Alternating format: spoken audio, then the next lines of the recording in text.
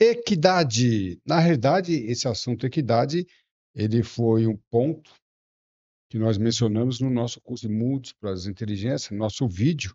Até uma internauta, Melinha, olá Melinha, tudo bem?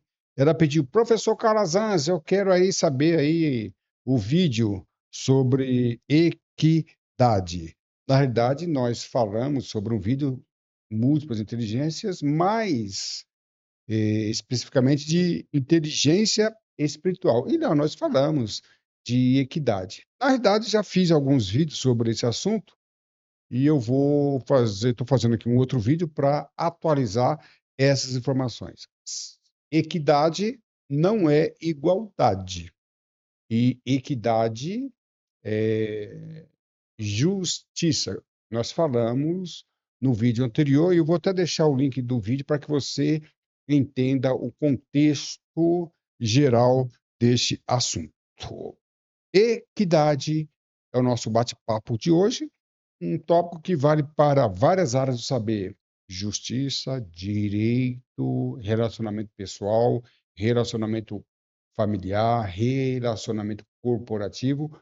Quão importante é este assunto? Para mim, professor Calazans, sempre um grande prazer tê-los a bordo. Múltiplas inteligências, inteligência espiritual e equidade. Lembrando que esse assunto, múltiplas inteligências, é um curso do professor Calazans e também, além de ser um curso independente, ele compõe vários outros cursos, tais como técnica de ensino, Calazans, provas e concurso. Vale a pena você conhecer esse curso, conhecer esse assunto, que é uma iniciativa de Howard Gardner, que, em 1983, em Harvard, ele desenvolve esse assunto. Quão é importante em toda a área do saber. Como eu falei de inteligência espiritual e citei esse assunto, um livro de provérbios, conforme falamos no vídeo anterior, ele traz lá no capítulo 1º, versículo 13, a seguinte expressão: para se receber a instrução do entendimento, a justiça, o juízo e a equidade. Então, o livro de provérbios, para mim, é um princípio muito importante da sabedoria, que Howard Gardner não explicou muito bem, mas que nós entendemos que inteligência espiritual é sabedoria, conforme já falamos. E aqui ele faz uma menção muito interessante. Ele fala de justiça e depois fala de equidade. Ele entende, né, livro de Provérbios, Salomão, escritor, o autor, ele entende que, para entender equidade, essa expressão equidade, ou até mesmo justiça ou juízo, isso ultrapassa os limites da inteligência humana, transcende a inteligência humana, e conforme nós já falamos, justiça do homem é como trapo de imundícia. Quando ele fala isso, ele não quer desprezar a justiça brasileira ou qualquer outra justiça. Ele está fazendo uma comparação muito contundente. A justiça justa mesmo é aquela que provém de uma inteligência que supera a inteligência humana. Foi isso que ele quis dizer. E quando ele traz equidade, aí nós falamos no vídeo anterior que não existe justiça sem equidade. E o que é equidade? Tá? Olha só, quem é que disse essa frase? Devemos tratar igualmente os iguais e desigualmente os desiguais na medida de sua desigualdade. Isso aqui, para mim, é um ponto para quem é a gente que trabalha na área jurídica, entender isso, lembrando que para os juristas, em termos internacionais, definir justiça é um trabalho árduo, nem sempre fácil de entender. E, repito, não há justiça sem equidade. São coisas diferentes, mas que se complementam. Devemos tratar igualmente os iguais e desigualmente os desiguais na medida de sua desigualdade. Quem disse isso? Essa frase muitos atribuem a Rui Barbosa. Na verdade, não foi Rui Barbosa. Em 1920, Rui Barbosa fez um trabalho, escreveu um trabalho para os formandos da Faculdade de Direito aqui em São Paulo, do Lago São Francisco, 1920. Oração aos moços. Esse é o tema do trabalho. E lá ele popularizou. Ele não é autor dessa frase, embora muitos atribuam a ele, não é autor, mas ele fez um trabalho muito interessante. Ao escrever esse trabalho, ele popularizou Na verdade, essa frase, essa expressão, essa concepção é de Aristóteles. Lembrando que Aristóteles, por volta de 300 anos antes de Cristo, ele foi um discípulo de Platão, que foi discípulo de Sócrates. Então, esse trio, eu já comentei várias vezes, eu tenho uma certa simpatia por esse trio, porque eles desenvolveram a teoria da persuasão, da indução, raciocínio dedutivo. Sensacional o trabalho que eles fizeram. E Aristóteles, ele traz essa concepção de equidade. Repito, não há justiça sem equidade. Olha que coisa interessante. Devemos tratar igualmente os iguais e desigualmente os desiguais, na medida de sua desigualdade. Eu vou dar alguns exemplos aqui para que você entenda este assunto aqui, tá bom? Então ele fala assim, igualmente os iguais. Temos que tratar igualmente os iguais. E desigualmente os desiguais. Isso é justiça, eu vou dar aqui um exemplo. Então vamos supor que nós tenhamos aqui 2 náufragos. E eles ficam aí amparados aí numa ilha deserta. Até que vem o resgate, eles passam alguns dias ali. E encontram alimento, seja lá coco, um exemplo. Seria ideal racionar a quantidade de coco em medidas iguais? O adulto receberia, um exemplo, 2 cocos por dia e a criança também? A pergunta que nós fazemos é a seguinte: há mesma necessidade? Os dois são iguais? Estaria eu fazendo justiça, racionando a mesma quantidade de alimento para os dois? Isto é igualdade ou injustiça? Muito cuidado, que igualdade não quer dizer necessariamente justiça. Aí eu faço a pergunta, e você pode responder. A mesma quantidade de alimento para as duas pessoas é justo? É igual? Pode ser igual, mas há equidade nisso? Não, porque a necessidade de um difere com certeza da necessidade de outro. Se eu repartir a mesma quantidade de alimento, eu poderia fazer uma repartição igualitária, mas fora do princípio da equidade. Se não tem equidade, não tem justiça. Essa figura aqui é muito utilizada para os pedagogos. A gente vê aí quem faz estudo de pedagogo, é muito comum, porque muitos professores aplicam aplicam a matéria de uma forma igualitária para todos os alunos. Inclusive, no nosso curso de múltiplas inteligências, nós enfatizamos isso.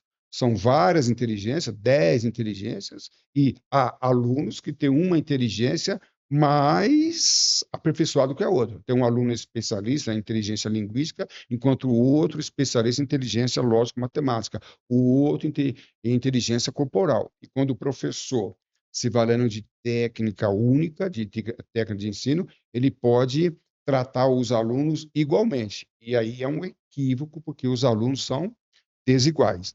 Aqui, neste caso, eu poderia estar dando a mesma medida para os três. E tem necessidades, que tem postura, que tem estatura diferente.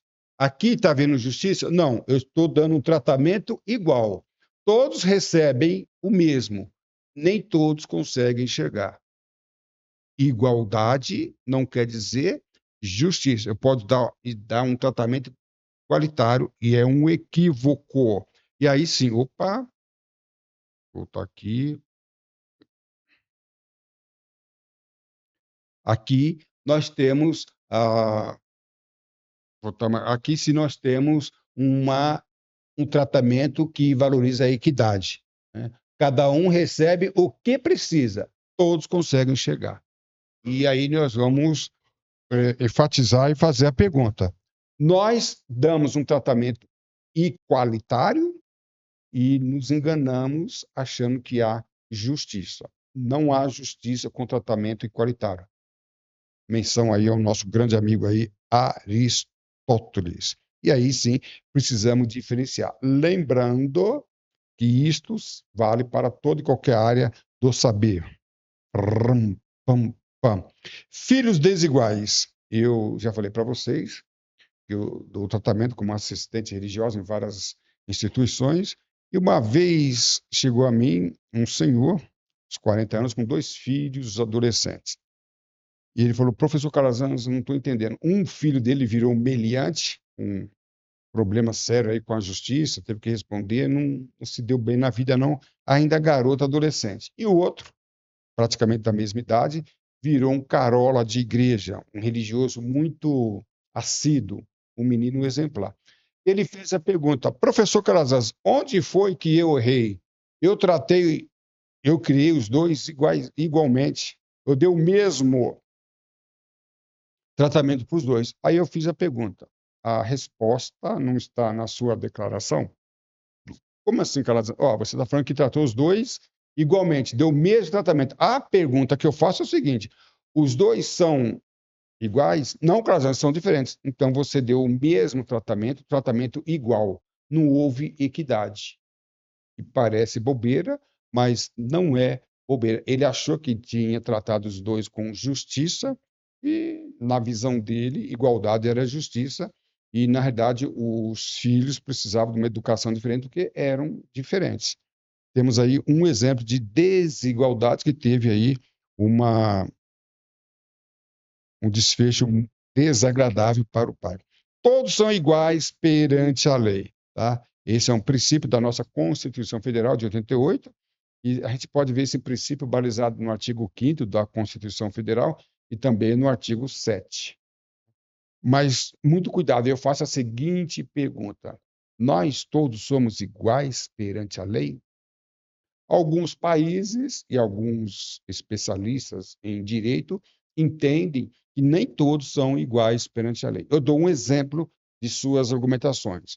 Uma determinada pessoa comum comete um crime, deve ser apenado diante daquilo que estabelece o Código Penal. Pronto. Entendem alguns especialistas que algumas pessoas, por exemplo, juízes, delegados, advogados, agentes de segurança pública, ou seja, algumas pessoas que são operadoras, né, do direito, ou pessoas que são protetoras do direito, entendem eles que essas pessoas não deveriam ser apenadas com a mesma pena de uma pessoa comum, por serem detentoras do conhecimento do direito, operadoras do direito, protetoras do direito, são pessoas, em relação a pessoas comuns, são pessoas desiguais, são pessoas diferentes. Esse é o pensamento, e você pode até concordar ou discordar. Mas quando eles trazem esse argumento, eles estão querendo trazer justiça. Eles entendem que são pessoas com conhecimento diferente que não deviam receber o mesmo tratamento, que igualdade, neste caso, não seria justiça. Deveria haver justiça, sim, claro, mas com equidade. Tratar o igual igualmente. Tratar os desiguais desigualmente na medida de sua desigualdade. Quão desiguais eles são? E aí fazer uma pena proporcional aos desiguais. Entender esse assunto de equidade, pessoal, requer muita maturidade de quem quer que seja. E, conforme eu falei, em várias áreas do saber. Opa! E assim nós acabamos o nosso bate-papo de hoje. Lembrando que esse assunto é mais amplo, eu vou deixar aqui o link da, da aula de múltiplas inteligências, inteligência espiritual, e eu entendo que, conforme eu falei, é uma concepção que requer uma, uma profunda reflexão sobre esse assunto.